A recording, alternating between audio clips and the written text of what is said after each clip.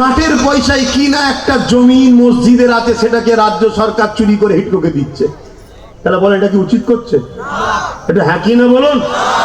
তোর প্রথম তো তুই যেটা করছিস অন্যায়। সরকারের কাজ মসজিদ মাদ্রাসা করা নয়, সরকারের কাজ মানুষ শিখবে কি করে, পড়াশোনা করবে কি, চাকরি পাবে কি করে, সুস্থ থাকবে কি করে, খাবে কি করে, এটা সরকারের কাজ। কথা বুঝে আসছে? যাক, তারপর আমি তর্কে যাচ্ছি না, কারণ ধর্ম বড় সেন্টিমেন্টের জায়গা, আমি যাচ্ছি না।